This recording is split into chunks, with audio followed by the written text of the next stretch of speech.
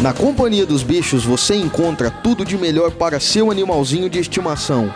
Banho, tosa, linha completa de medicação, laboratório próprio, acessórios e toda a linha da ração Royal Canin. E o nosso plantão é 24 horas. Traga seu bichinho para a Companhia dos Bichos, Rua da Aparecida, número 849, no centro de Guaxupé.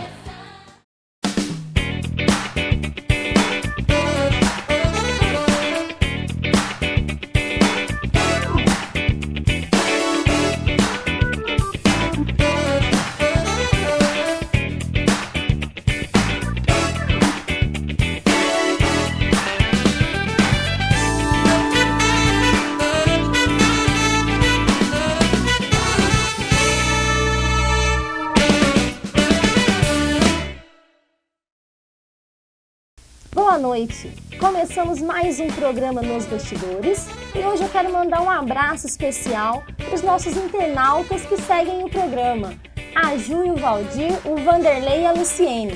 Continuem acompanhando o programa que teremos sempre novidades. Hoje, o nosso entrevistado é o Sargento Killian, que tem uma história para contar que vocês nem imaginam. Muito obrigada pela presença, Killian. Sarita, eu que agradeço pelo convite, agradeço o teu convite, do Wellington, do Marquinhos, dizer que é uma satisfação estar aqui e vou abrir o livro da minha vida para vocês nessa noite. Eu agradeço muito, porque na verdade é um livro que vai, como eu posso dizer, Sargento, ele vai inspirar outras pessoas. Porque quem olha hoje fala, nossa, o Sargento sempre foi essa pessoa, nunca sofreu na vida, porque ele tá sempre de cara boa, tá sempre feliz, sempre alto astral. Então, as pessoas têm que saber o que acontece, que apesar dos pesares, a gente tem que estar sempre aqui, né, Sargento? Certeza. E me conta um pouco, você é guaxupeano? Não, na realidade eu sou gaúcho, eu, minha esposa, meu filho é gaúcho. A única que é mineira da nossa família é a nossa filha Camila, que nasceu na cidade de Três Corações. Na realidade a minha história começou em Cachoeira do Sul, no Rio Grande do Sul. Meus pais são de lá, nasci, me criei, a maior parte da minha vida eu passei na cidade de Cachoeira do Sul. Meu pai era açougueiro, minha mãe foi professora, meu pai, infelizmente, eu perdi ele cedo, eu tinha 9 anos de idade, meu pai estava trabalhando no período de carnaval, inclusive, foi assaltado no seu açougue e brutalmente assassinado. Depois disso, a nossa família continuou, a minha mãe, né, para sustentar eu e a minha irmã. Fomos crescendo, a minha irmã casou-se, né, então ficou eu e a minha mãe. E com 17 anos de idade eu pensei, olha, eu tenho que fazer algo diferente na minha vida, eu tenho que correr atrás da minha história. E aí resolvi prestar um concurso público para o Exército e fui feliz, né, no ano de 1990 eu prestei esse concurso, fui aprovado. Com isso, eu vim fazer o curso de formação em 1991, aqui na cidade de Três Corações, Minas Gerais. Então foi o meu primeiro contato com 19 anos de idade com as terras mineiras, né? E no final do ano, no final de 91, eu retornei para minha cidade no Rio Grande do Sul. Em 92 eu casei, né? E em 94 já me tornei pai. Em julho de 94, Felipe, né? Já trabalhou aqui na cidade de Guaxupé, hoje ele está estudando em Alfenas. E fui seguindo a minha carreira militar. No ano de 1995, eu tive a oportunidade de vir para o Rio de Janeiro. O meu filho ainda era pequeno, nós recém-casados, 3 anos de casado. Fiz um curso de Educação Física pelo Exército. No final desse curso, que foi no meio do ano de 95, retornei para a cidade de Cachoeira do Sul, continuei no mesmo quartel que eu estava. E no ano de 97 eu recebi um convite, no início do ano de 97, para ser instrutor na Escola de Sargento das Armas em Três Corações, onde eu havia sido aluno há 4, 5 anos atrás. Aceitei esse convite, retornei novamente para Minas Gerais no ano de 97, dezembro de 97. Permaneci ali na cidade de Três Corações, inclusive minha filha nasceu nesse período, em 99 nossa filha nasceu. E até janeiro de 2004 eu permaneci em Três Corações. A minha ligação foi muito grande com o estado de Minas Gerais. Na época eu iniciei o curso de Educação Física, iniciei na cidade de Lavras, eu tinha que me deslocar de Três Corações até Lavras toda noite.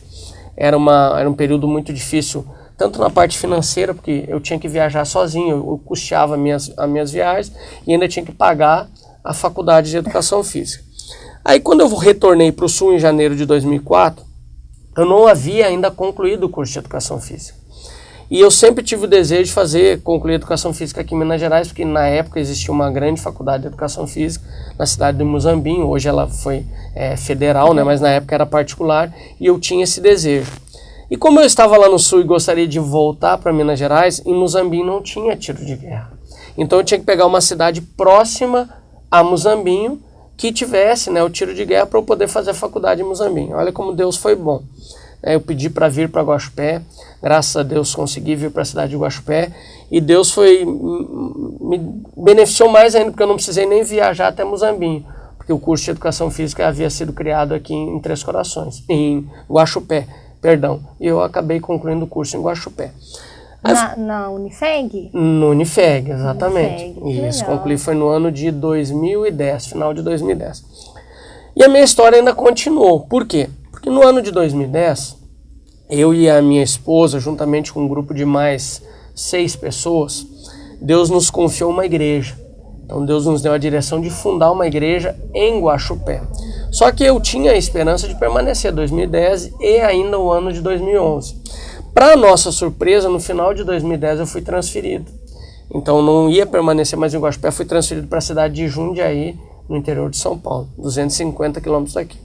Reunimos a família, reunimos a liderança da igreja e achamos por bem a minha esposa, os meus filhos permanecerem em Guaxupé e eu somente ir para a cidade de Jundiaí. Então eu saía aqui na segunda-feira, 4h20 da manhã, para chegar no quartel às 7 horas da manhã, iniciar o expediente às 8 horas e retornava todas as sextas-feiras na parte da tarde. Então essa foi a minha vida no ano de 2011 até meados de 2012.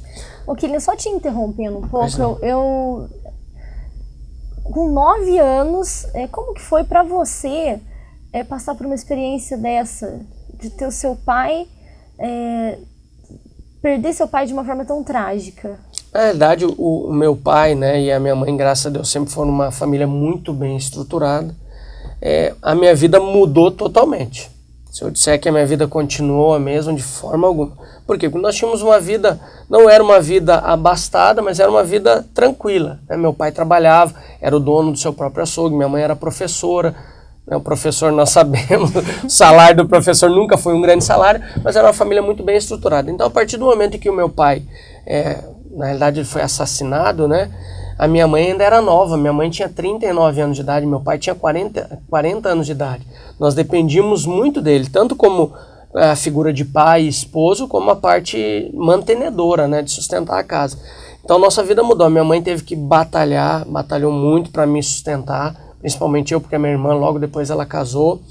E eu creio que isso foi uma estratégia de Deus para que eu corresse atrás da minha vida o mais rápido possível. Para que tu tenha uma ideia, quando eu tinha 16 anos de idade, eu e minha mãe fomos num cartório e com 16 anos de idade minha mãe me emancipou. Então a minha vida já começou, eu aprendi a amadurecer bem rápido. A vida foi me dando tombo e esses tombos foram servir de lição. Para alguns isso serve para o lado mal. Para mim, graças a Deus, serviu para o lado bom. Eu aprendi a batalhar, aprendi a me virar. Eu me recordo, né, às vezes a gente fala até se emociona, mas eu me recordo que em 1991 eu estava na ESA, na escola em Três Corações, e eu tinha 18 anos de idade, eu cheguei ali em fevereiro, eu fazia 19 no mês de março. Aí eu fui tentar escrever a minha primeira carta, naquela época não tinha celular, 91, não tinha e-mail, não tinha internet, telefone era aquele telefone, né, que vocês não conhecem, vocês dois não conheceram, aquele telefone de disco, né, e então não tinha como conversar, porque eram 1000 e poucos alunos na escola, e de diversos lugares do Brasil. E onde eu fiquei, na companhia onde eu fiquei, eram 300 e poucos alunos para um telefone. Então tu imagina, 300 e poucos alunos. Era sorteio. Hoje você vai usar. Era quem dava sorte, né? Na realidade, os nossos familiares que nos ligavam. Agora tu imagina, 300 e poucas pessoas, os familiares do Brasil todo tentando ligar. Eu consegui falar com a minha família, acho que uma semana depois que eu estava aqui em Três Corações. Então a primeira carta que eu fui escrever para minha mãe, né, foi difícil, porque na realidade eu não consegui escrever a carta. Eu encharquei todo o papel de lágrimas, eu fui conseguir escrever a primeira carta uma semana depois. Então essa foi uma das experiências, né, que eu tive nesse ano de 91, me recordo também que a primeira vez que eu tive a oportunidade de voltar a ver minha mãe, minha irmã, foi em fevereiro, depois eu voltei no Dia das Mães, em maio, e depois eu voltei em julho. Então, no ano de 91, eu com 18, 19 anos de idade, por 3 vezes só que eu vi os meus familiares. Então, aquilo lá, aquele momento, aquele período, foi o momento em que eu cortei realmente o cordão umbilical com a minha família. E aprendi, desde cedo. Depois, e a minha esposa, quando nós nos casamos, também nós aprendemos a nos desprender dos nossos familiares. Hoje nós estamos em 2013, já faz 15 anos que nós moramos longe dos nossos familiares. Por sinal, agora, daqui 2 semanas, nós vamos tirar umas férias, vamos para o sul. Faz 4 anos, exatamente 4 anos corridos, que eu não vejo um familiar meu. Então é difícil, mas a vida vai nos ensinando. A vida vai nos ensinando a preencher esses espaços da família com os amigos, né? A gente se envolve com a igreja, então a gente acha às vezes que os nossos problemas são irresolvíveis, né? Enquanto tu olha uma pessoa do teu lado, realmente aquele tem um problema muito maior que o teu. Tu acaba deixando o teu de lado para ajudar a pessoa a resolver o seu problema. Nossa, nesse tempo, quantos lugares, quantas pessoas vocês devem ter conhecido? E cada mudança, eu mesmo quando eu era mais nova, meu pai por trabalhar para o estado também, então a gente mudava muito. Eu lembro que eu começava o ano numa cidade e terminava no outro. Começava o ano numa cidade e cada cidade que a gente ia passando, a gente deixava algumas pessoas, alguns amigos. E isso é difícil, só que a gente pensa que vai ser difícil na próxima. E lá a gente arruma mais amigos, arruma mais coisas para fazer, e isso vai virando realmente uma história de vida. Para que tu tenha ideia, Sarita, quando nós saímos de Três Corações em janeiro de 2004, eu já sabia que eu tinha sido transferido para o Rio Grande do Sul. E lá nós permanecemos por 6 anos, dezembro de 97 até janeiro de 2004. Nós fizemos inúmeras amizades. Só alunos, para que tu tenha ideia, eram 1.000 alunos por ano. Então, no período que eu permaneci lá, foram 6.000 alunos, 6.000 pessoas, 6.000 famílias, mais os companheiros de trabalho. E eu me recordo que nessa transferência, lá pelo mês de outubro, novembro, eu comecei a avisar os amigos, olha, eu vou para o Sul. Já vou embora. Mas eu não dizia o dia. Eu falava, olha, eu vou para o Sul. Pode ser que eu vá semana que vem, pode ser que eu vá... E o que eu fiz nessa oportunidade? Eu fui me despedindo aos poucos das pessoas, né? Olha, um dia eu vou embora. E num determinado dia, depois que nós já vimos nos despedir de todos, né? Aí nós saímos, eu acho que era 4 horas da manhã. Deixamos Três Corações, os amigos, e fomos, como tu falou, né? Uma terra nova, novas amizades, novas pessoas. E é difícil, tu sentiu isso na pele. Guaxupé nós não sentimos isso ainda, por quê? Porque nós não cortamos a ligação ainda com Guaxupé, mas toda a cidade que nós passamos realmente, um pedacinho do nosso coração ficou lá. E como que foi essa sua chegada aqui em Guaxupé? Minha chegada em Guaxupé, na realidade, foi a realização de um sonho, porque o militar do Exército Brasileiro, ele servir em um tiro de guerra, é gratificante. Por quê? Em Minas Gerais são 33 tiros de guerra. E pouquíssimas pessoas têm a oportunidade de servir em tiro de guerra. Então a seleção ela é muito grande. Tu tem que ter uma carreira, muito correta para poder chegar. Então eu chegar em Guaxupé foi uma vitória por ter vindo para um tiro de guerra. Segundo, eu vim com o objetivo de fazer educação física. Então, e por que educação física? Se você já tinha uma carreira, você ainda vai colocar mais uma coisa na sua vida. Às vezes as pessoas até brincam comigo, né? Tem alguns que brincam assim, vem cá, eu te chamo de sargento, eu te chamo de pastor. Eu não sabia. Eu te chamo de vereador, eu te chamo de professor de educação física. Na realidade, às vezes até eu mesmo confundo. Sempre foi um sonho. Eu sempre pratiquei atividade física desde pequeno, e eu vou te falar que a prática da atividade física impediu que eu me envolvesse com droga e com coisas erradas. Porque desde pequeno eu me recordo, eu estudava em um período na escola, o outro período eu ia para jogar. Jogava futebol, jogava vôlei, né? Depois eu comecei a frequentar um clube. Então, 3 turnos da minha vida, um era estudo, no outro eu praticava esporte na escola e à noite eu treinava num clube. Então, eu sempre tive essa paixão por educação física. Foi um sonho que eu levei 10 anos para realizar. Eu comecei a educação física em 2001, fui concluir em 2010. Então, eu sempre tive esse desejo. E isso foi muito bom para minha vida. Minha vida como ser humano, meu caráter foi formado. enquanto nós estamos envolvidos em uma prática esportiva, a gente não pensa tantas outras bobagens, né? Então é um sonho que eu realizei. E Guaxupé, ele conquistou o nosso coração. Nós viemos para Guaxupé, eu, minha esposa e meus 2 filhos, na intenção de ficar no máximo 4 anos. Como foi no decorrer da minha carreira, dos 22 anos de exército, era assim, eu ficava 3 anos num lugar, 4 anos no outro, 6 anos no outro, 5 anos no outro, e assim foi indo. E Guaxupé não. Guaxupé nós viemos com a intenção de sair, hoje não está nos nossos planos mudar de cidade. Que bom! Que bom! E então Guaxupé te recebeu bem. Graças a Deus, fui muito bem recebido, fiz muitos amigos. Se tu me perguntar assim, o que tem de ruim em Guaxupé? Eu digo assim, olha, não tem nada de ruim em Guaxupé. Há quais os problemas que tem em Guaxupé? Todos os problemas que tem em qualquer cidade. Eu tive problema no Rio de Janeiro, eu tive problema em Santana do Livramento, onde eu morei. Na minha cidade natal eu tive problema. Três Corações eu tive problema. Jundiaí, que foi a última cidade que eu morei pelo Exército, eu tive problema. Então Guaxupé tem os problemas que qualquer outro lugar tem. Mas eu fui muito bem acolhido. Um povo trabalhador, um povo sincero, um povo, né, humilde, batalhador, uma cidade gostosa de se viver, uma cidade acolhedora. Eu sempre que possível convido os meus amigos e familiares lá do Rio Grande do Sul para vir para Guaxupé. Todos que vêm se apaixonam, então que a gente continue. Nenhum deles ficou ainda? Nenhum deles ficou. O único que se apaixonou mesmo por Guaxupé fui eu. Eu acho que eles vieram só de passagem, né? Se eles vieram para trabalhar aqui alguns meses ou um ano, eu creio que eles se apaixonam e permanecem aqui também. E você estava dizendo que em 2010 você teve que ir para Jundiaí e sua família permaneceu. Isso, é. E dessa época a igreja já estava em funcionamento. Já estava. Foi um período muito difícil, por sinal. Eu costumo dizer, Sarita, que foi o meu deserto. Eu passei por vários desertos na minha vida, né? Em 2001 eu perdi minha mãe, morava 2.000 quilômetros, fiz uma viagem de 26 horas, só eu no volante, foi bem complicado.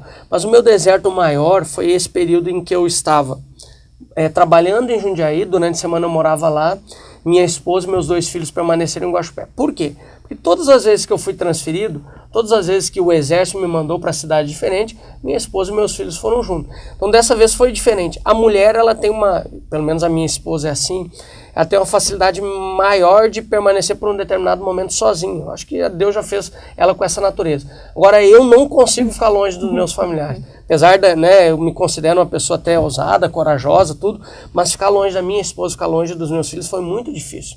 Então toda noite, toda noite quando eu deitava assim, eu ficava sozinho no alojamento, não era hotel, não era casa, não era nada, era o próprio alojamento no quartel.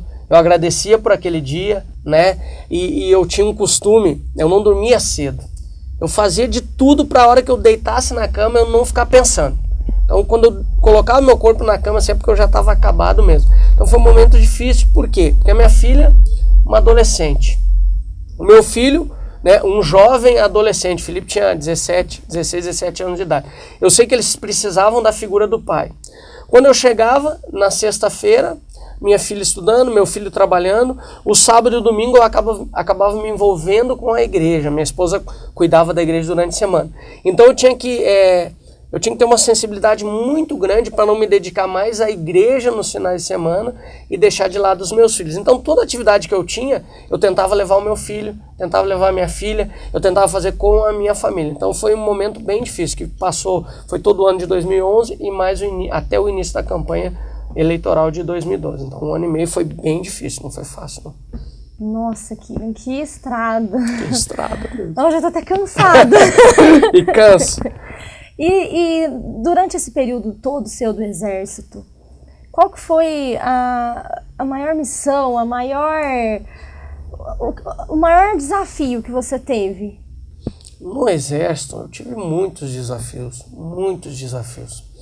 Desde o ano que eu me formei sargento em 92, eu sempre trabalhei com jovens de 17, 18, 19 anos de idade. O maior desafio foi justamente esse, passar uma experiência, porque eu ainda era jovem, em 92 eu era sargento, ensinando jovens, e na verdade eu tinha 20 anos de idade. Então olha, não se envolvam com droga, não se envolvam com bebida, mesmo que você tenha vindo de uma família humilde, se você se dedicar, você tem a possibilidade de ser alguém na vida, que é o meu caso. Meu pai era açougueiro, pessoa humilde, minha mãe era professora humilde, né? Mas Deus ele me deu uma esperança, me deu uma força, eu corri atrás do meu sonho, então isso eu passava para aqueles jovens. Acho que a maior missão que eu tive no Exército foi justamente essa, servir de exemplo para aqueles jovens que Deus confiava na minha mão, era média de 50, 100 por ano. Na ESA eram 1000 alunos que eu tinha oportunidade de ter contato com eles, né? Mas experiências não do Exército, mas fora do Exército que eu poderia te falar, né? E já com a igreja, eu tive a experiência de ir em alguns países, né? Eu morei na fronteira do Uruguai por 4 anos. Aí já seria um missionário de Deus, isso, nesse lado. Isso, aí já não seria a parte do Exército, e sim a parte religiosa, vamos dizer assim, né? E você conseguia conciliar tudo isso, o Exército com uma missão, na onde? Eu fui em vários lugares, né? Eu já tive a oportunidade no Uruguai, eu fui em 4 cidades do interior do Uruguai, eu ia com a minha família. Depois eu tive a oportunidade de também permanecer o Carnaval de 2010. Eu abri mão de estar com a minha família e fui para o interior da Argentina, próximo até a cidade de Buenos Aires, fazer missões. Fiquei 9 dias lá. Mas a maior missão que eu fiz foi justamente na Zâmbia. Eu consegui assimilar. Por quê? Essas missões que a gente faz, eu pegava feriados, né? Essa da Zâmbia foi no mês de novembro de 2010. Eu tinha férias para tirar do Exército. Então eu pedi um desconto em férias, se eu não me engano foram 10 dias, e programei para naqueles 10 dias eu ir para a Zâmbia. Então eu me adaptava. Muitas missões eu tive a oportunidade de ir, não fui justamente pelo Exército. Para que tenha uma ideia, janeiro de 2010, eu tive a oportunidade de ir para o Haiti. Havia aquele terremoto, foi no ano de 2009, recebi um convite para ir para o Haiti. Estava disponível a ir para o Haiti, financeiramente eu teria condições de ir para o Haiti. Infelizmente estava terminando minhas férias. Minhas férias terminavam, acho que era 5 ou 6 de janeiro, e a viagem era 7 ou 8 de janeiro, e iriam permanecer 15 dias lá. Então teve algumas viagens que eu não pude fazer. Outra vez tive a oportunidade, essa é interessante também de contar, foi em 2011, início de 2011. Não, 2010. Final de 2010 para início de 2011. Eu tive a oportunidade de ir para o Chile também, logo depois de um terremoto. Passagem de avião comprada, viagem programada. Minha esposa já há algum tempo já estava sentindo dores. Nós não sabíamos o que era. Até que chegou na hora, ela teve que fazer uma cirurgia para retirar a vesícula. Cancelei viagem. Então, eu tive a oportunidade de ir para vários outros países. Tive a oportunidade de ir também para a República Dominicana. Não pude por causa do trabalho, o Exército não me liberou, porque todo militar do Exército Brasileiro, para ele sair do país, ele tem que ter uma autorização. Então, por algumas vezes eu fui autorizado, outras vezes eu não fui autorizado. Então, meu coração ia e meu corpo ficava. Mas dava para conciliar, assim, graças a Deus, a minha família sempre me ajudou nisso. Minha esposa sempre me ajudou, meus filhos me ajudaram. Eu conseguia conciliar muito bem. E o que aconteceu lá na Zâmbia, nesse período que você esteve lá? A Zâmbia foi algo muito peculiar. Eu tenho um desejo grande de voltar à África, especificamente a Zâmbia, especificamente na aldeia onde eu permaneci lá, é Tixico, o nome da aldeia que eu fiquei. Tem 6 mil africanos nessa aldeia. Chegando lá, eu vi algo totalmente diferente do que a gente vê aqui no Brasil. Primeiro, aqui nós sonhamos em ter uma roupa bonita ou agradável, sonhamos em ter uma casa, sonhamos em ter um carro, né? Lá eles não têm nada disso. Lá eles vivem o dia. Então, se no dia eles têm banana, uma manga, um leite, um pedaço de pão, seja o que for, se naquele dia eles têm aquilo para sobreviver, para eles está ótimo. Eu li uma reportagem uma vez que dizia que o maior sonho é água. Eu tenho uma experiência sobre a água. O que acontece? Na aldeia onde nós ficamos, e é um grande mito sobre a África, na aldeia onde nós ficamos, nós cavamos poços lá, acho que uns 3 ou 4 poços. Nós cavávamos 1 metro, era com enxada mesmo, não tínhamos máquina, né? Então nós cavávamos 1 metro, a água já vertia. Então, na realidade, o solo, eu vou falar especificamente sobre a Zâmbia, não vou falar sobre os outros países porque eu não tenho conhecimento, né? Mas 1 metro tu cavava, tinha água. Mas por eles terem essa cultura de sobreviver, eles não queriam cavar poços para, de repente, irrigar uma lavoura, né? Ou, sei lá, fazer outras coisas que eles poderiam prosperar. O que nós fizemos nesse período? Nós cavamos 3 poços e ao lado desses poços nós construímos uma grande horta. Devia ter uns 20 por uns 50 metros essa horta, era bem grande mesmo. plantamos mudas e dos próprios poços que nós cavamos, nós aguamos. Então nós mostramos para eles que eles poderiam sobreviver daquilo ali. Uma outra experiência que nós tivemos lá, nós construímos um galinheiro de 2.000 metros quadrados. Deixamos o piso, iríamos colocar a tela.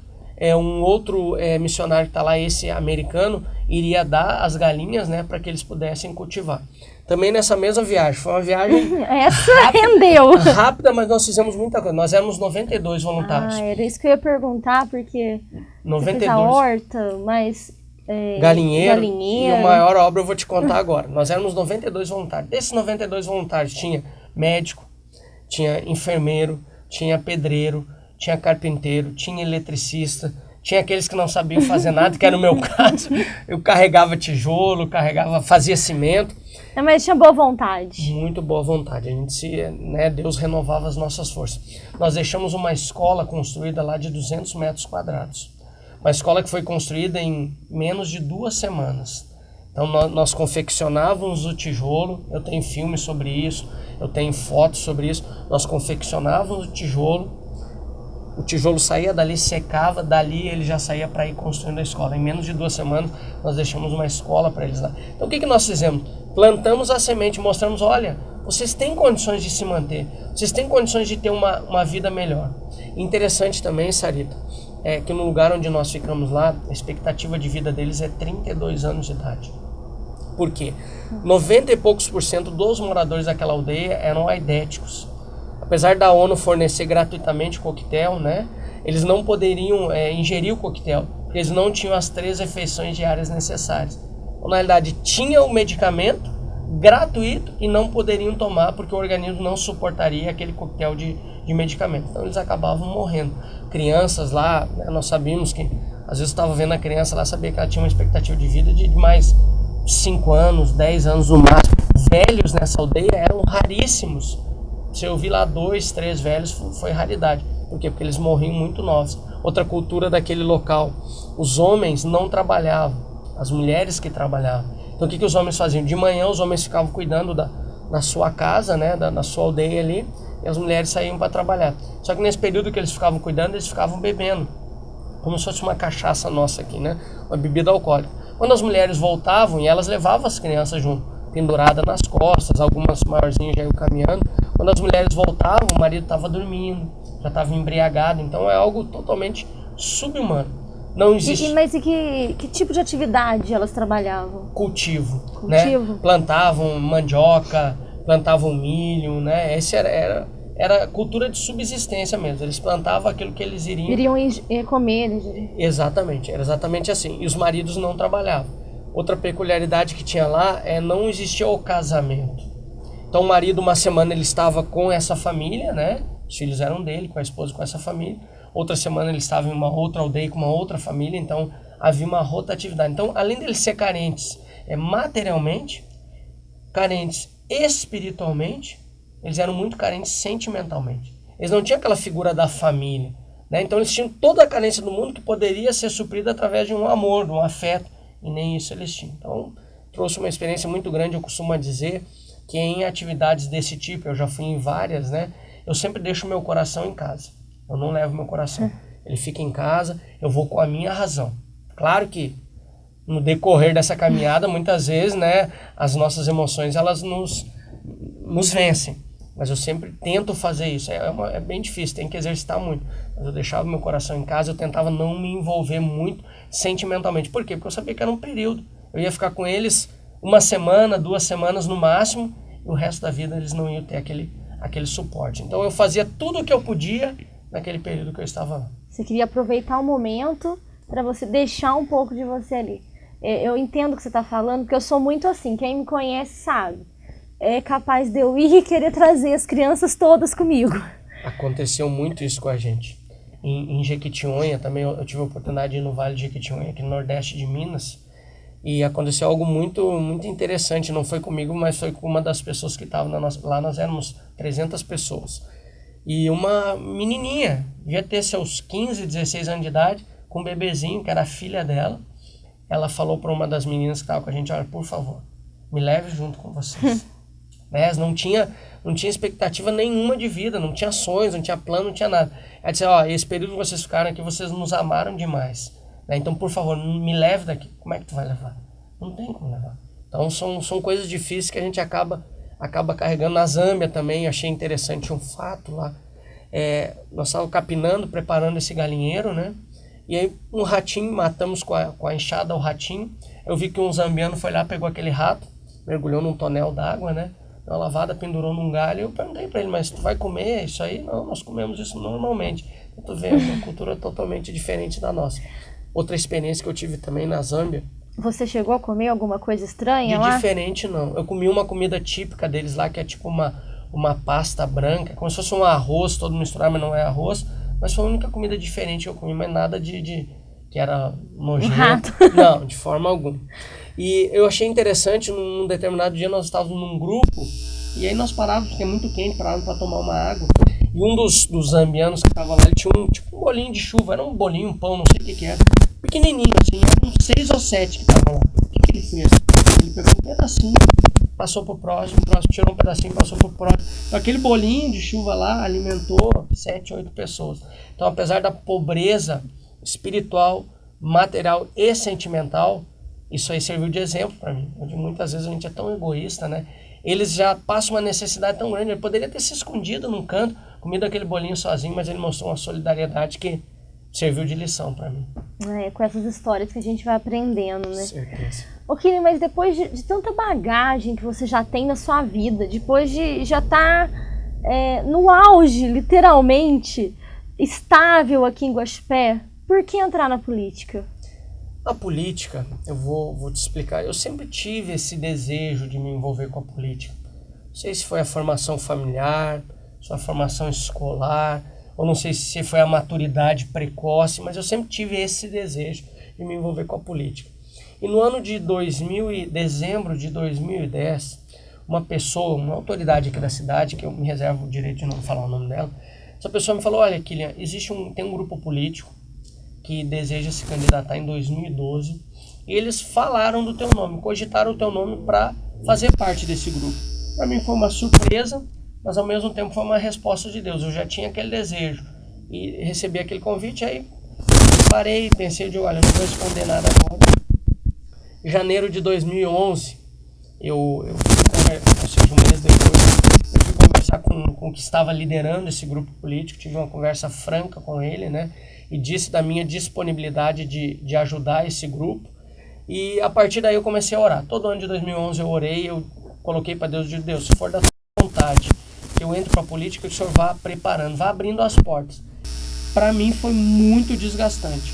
Por quê? Tem pessoas que já estão nesse meio político há muito tempo aqui em Guaxupé, né? São pessoas que já são conhecidas, são pessoas que têm uma certa influência política, e eu não.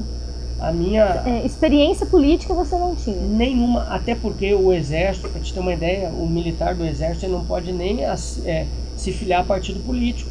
Então não podia ter vínculo político algum. Então para mim foi tudo novo. Eu fui criado no exército, né, desde meus 18 anos de idade, com 2 pilares, hierarquia e disciplina. E a política nós sabemos que, né, não tem esses padrões. A política é algo muito momentâneo, muito dinâmico. Eu tive que me adaptar, isso foi bem difícil. Outra resistência que eu tive muito grande, por eu ser de fora da cidade. Então muitos, inclusive no período de campanha, falaram, irmão, mas tu chegou aqui em 2008, tu tá há 3 anos e pouco aqui, já te candidatou, tu não vai ser eleito. Então eu agradeço, né, agradeço a Deus pela oportunidade que Ele me deu de entrar para a política. Agradeço a todos aqueles que confiaram, né, o seu voto em mim para que eu entrasse na política. E hoje eu estou fazendo o máximo possível para não decepcionar, principalmente Deus, a minha família e todos aqueles que confiaram no meu trabalho. Nesse momento agora eu queria mandar também um abraço, que você mandasse um abraço para minha sogra Ângela e para o Jorge, que estão sempre lá na igreja com você, e que na época da campanha eu não te conhecia, mas eu comecei a te conhecer de tanto que ela falava. Dona Ângela, seu Jorge, eu tenho um carinho muito especial por vocês sabem disso, né? Eu sinto a falta de vocês quando vocês não estão na igreja, eu sei dos compromissos, muitas vezes vocês têm que viajar, fazer o transporte para outras cidades, mas agradecer o carinho que, né, a Dona Ângela tem, o seu Jorge, o Alexandre também, mandar um abraço para o Alexandre, dizer que eu tenho um carinho muito especial por essa família e estou à disposição de vocês, tanto como vereador, como pastor, como amigo e como irmão. Um grande abraço para vocês. E em nenhum momento desse 1 ano que você já está na política, você se arrependeu? Arrependimento é uma palavra, inclusive eu prego muito isso na igreja, né? Arrependimento é quando tu faz uma coisa errada, reconhece que fez e nunca mais faz. Remorso é quando tu faz uma coisa errada, reconhece que fez errado, mas volta a fazer. Então, se eu falasse em arrependimento, eu estaria dizendo que eu cometi um erro e que eu não quero cometer mais. E de forma alguma ter entrado para a política foi um erro, né? Eu tenho a certeza absoluta que não foi um erro. Foi uma decisão difícil para mim, para minha família. Momentos difíceis na política, apesar do pouco tempo, né? São 11 meses, eu já vivi. Eu estou num período de adaptação. Eu sempre fui uma pessoa que eu aprendi com as outras pessoas. Aquilo que eu não sabia, que eu não conseguia assimilar, eu aproveitava as experiências dos outros. Então, o que eu faço hoje? Eu aproveito a experiência de outras pessoas que já passaram pela política. O que eles fizeram de bom, eu tomo como lição e tento fazer. O que eles fizeram de ruim, eu tomo como lição e tento não fazer. Então, a política, eu estou crescendo, eu estou gatinhando ainda na política. Eu sei que eu sou muito inexperiente, até pelo meu caráter, eu sou muito afoito, muito arrojado, apesar que Deus trabalhou muito, eu era bem mais afoito, bem mais nervoso. Hoje eu tenho já um controle muito grande. O que falta para mim agora é adquirir essa experiência, essa maturidade, né, para transformar essa experiência, essa maturidade em benefício para o povo. Eu tô lá, o meu único objetivo, minha única finalidade de estar como vereador é trazer benefícios para o povo. Muitas vezes nós vamos agradar uma determinada classe, um determinado grupo de pessoas e vamos desagradar outros. Por isso que nós somos 13, né? Aquele grupo que eu não consegui alcançar, outro vai conseguir, né? Nós falamos, até tive a oportunidade de conversar agora mesmo com o Marquinhos em off, né? Que no início da campanha, ou depois que eu havia sido eleito, que o ideal é que todos nós nos uníssemos, né? Em prol da sociedade. Infelizmente, na teoria isso é muito bonito, na prática é difícil. Mas são 13 pessoas com ideias diferentes, caminhos diferentes, mas eu acredito que até é bom isso, porque se fosse sempre igual, iria sempre valorizar aquela mesma classe, atingir aquelas mesmas pessoas. A vida é feita de diversidades. Tem um livro que eu li, um livro bem conhecido até, ele diz que se 10 pessoas sempre pensarem da mesma forma, 9 são desnecessárias. Então eu aproveito as tuas palavras e digo que se os 13 vereadores pensarem da mesma forma, não precisa eleger os 13. Elege um só, ele representa todo o povo. Então é boa essa diversidade. Agora, bem. Faz bem, mas eu vou ser bem sincero, Salita, é difícil se adaptar com essa diversidade. Porque são pensamentos diferentes. Às vezes a gente quer que a pessoa pense da forma que tu quer e ela pensa totalmente oposta. Então tem que haver essa como é que eu vou dizer assim, essa tolerância. Assim como eu tenho... E também o respeito pela opinião do próximo. E graças a Deus isso está havendo. Nós temos, né, grupos lá dentro, sabemos disso, tem pessoas que têm ideais diferentes, como tu falou, pertencem a grupos políticos diferentes, tem uma visão diferente da política, não estou dizendo que a deles é melhor ou pior, de forma alguma são visões diferentes, mas o interessante é justamente isso, está havendo o respeito. Apesar da divergência, muitas vezes nós ficamos exaltados lá, mas é uma exaltação que não sai, ou melhor, ela permanece ali no plenário. Saímos do plenário, né? Nós somos amigos, respeitamos as ideias dos outros, então está sendo muito bom. É um crescimento, uma lição a mais que eu estou tendo para a minha vida. Desses 11 meses que você já está aí à frente de uma cadeira na Câmara, qual que é o balanço que você faz? De projetos, de iniciativas? O grande problema, Sarita, da vida pública, eu vou te dizer qual é. O gestor público, quando eu falo gestor público, eu falo o executivo, o legislativo. Ele não pode fazer nada de acordo com a vontade dele. Ele está sempre vinculado a leis. Então, o que a gente deseja quando chega lá no legislativo? Fazer leis para tudo e para todos. O que a gente pode fazer para beneficiar tal bairro? Vamos fazer. Só que nós nos prendemos à legislação. E nos prendemos a outra coisa mais importante ainda, que é o orçamento e finanças. Não adianta nós queremos transformar Guaxupé na principal cidade de Minas Gerais. É o desejo de todo vereador, é o desejo de todo prefeito, né? É o desejo de todo político, é o desejo de todo cidadão. Mas para isso nós precisamos de quê? De recurso. E nós não temos muitas vezes esse recurso. Então nós colocamos um ideal na nossa mente, tentamos colocar esse ideal no papel que muitas vezes na prática nós não conseguimos. Porque ficamos limitados. Legislação que não permite, orçamento que não permite. Então nós programamos. O que nós podemos fazer nesses 4 anos? Qual o melhor que nós podemos fazer durante esses 4 anos? E aí nós vamos fazendo. Na medida do possível, na medida que o orçamento vai nos permitindo, nós vamos fazendo. Os projetos que têm entrado na Câmara, eu te digo que todos eles, eu não vou falar dos meus, não vou falar dos projetos do Executivo, que eu sou o líder do prefeito na Câmara, vou falar de todos os projetos, de todos os vereadores que entraram na Câmara, dos 13. Todos são bons, todos sem exceção. Alguns eu voto contra, outros eu voto a favor. Os que eu voto a favor é porque eu sei que há coerência entre o que está no papel e o orçamento. Os que eu voto contra não é porque os projetos são ruins, os projetos são bons, só que não há a viabilidade orçamentária para que aqueles projetos sejam colocados em prática. Então eu creio, né, a população de Guaxupé deu em outubro, agora 7 de outubro, deu uma prova de maturidade política, quando renovou, não que os que estavam eram ruins, de forma alguma, mas a população ela disse, bom, vamos tentar algo novo. Vamos ver se esse algo novo muda a cidade. Então a responsabilidade que os 13 vereadores hoje têm nas mãos é muito maior. É muito grande. Por quê? Porque eles apostaram as fichas em nós. Se nós retribuirmos trabalhando em prol da sociedade, pode ser que eles deem um crédito novamente para nós. Mas se nós não retribuirmos, eles vão apostar as fichas em outros daqui para frente. Então é muito difícil. Por isso que tem que ter a unidade dentro da Câmara, dos 13 vereadores, e a sabedoria, né, a coerência de saber que o que está no papel é diferente do que o que está lá no caixa, nos cofres da prefeitura. Então tem que haver esse consenso. E também tem que ter o entendimento da população, que ela quer, toda hora ela quer resultado, toda hora ela quer resultado. Eu até entrevistei o Marcos Buled para falar do Natal, e ele falou também sobre orçamento. Porque no dia da entrevista eu escutei assim, você vai entrevistar, gasta esse dinheiro do Natal com uma ambulância, gasta com uma creche. E foi o que disse, os orçamentos, eles são direcionados. Não vai ser usado para o Natal, não vai ser usado para nada, então. Sim.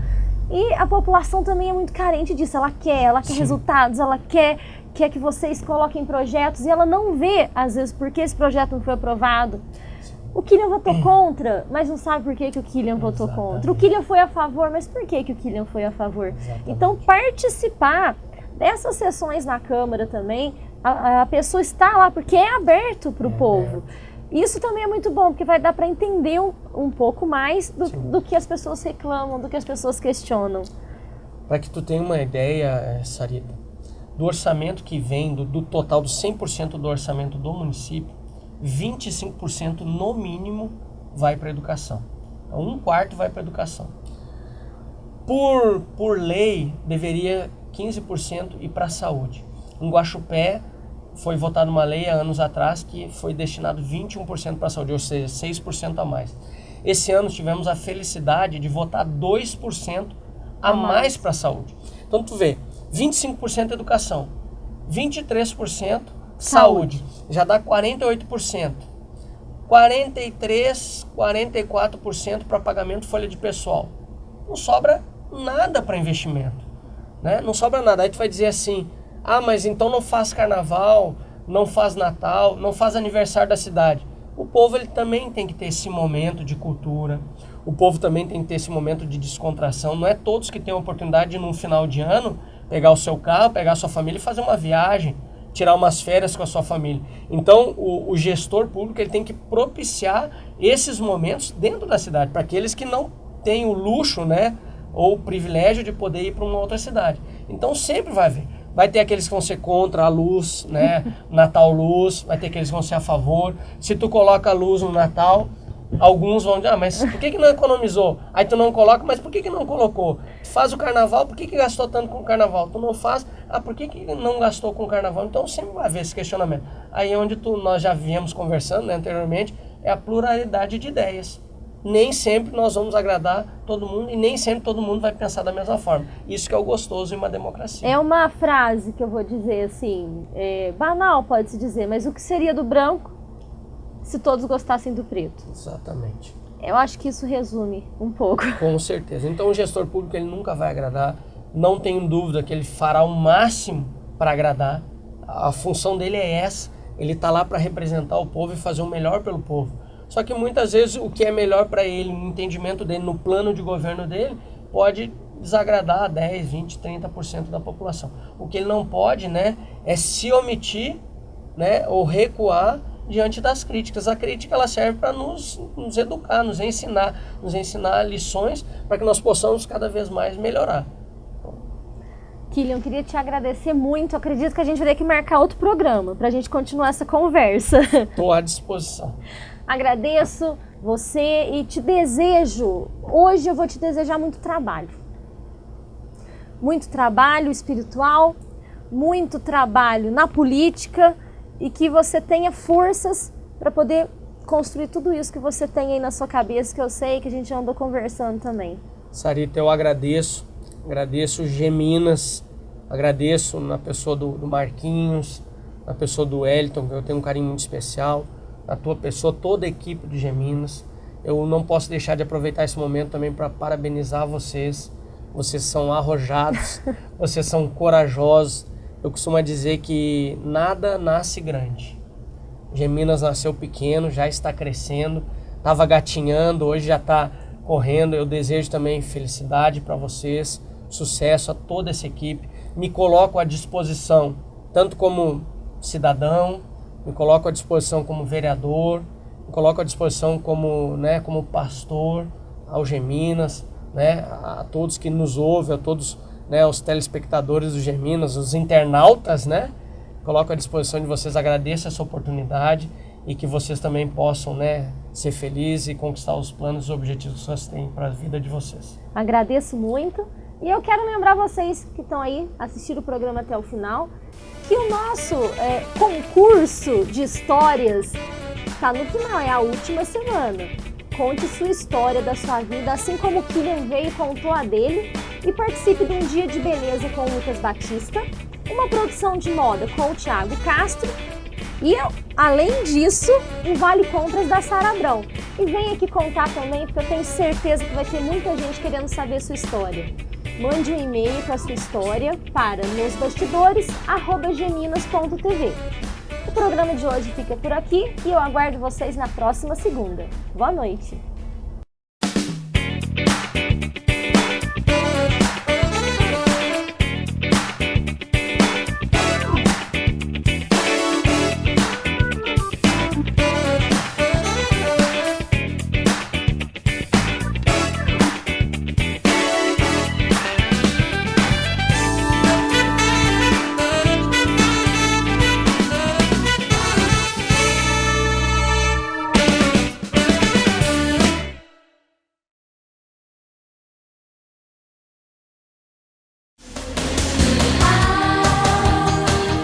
Na Companhia dos Bichos você encontra tudo de melhor para seu animalzinho de estimação.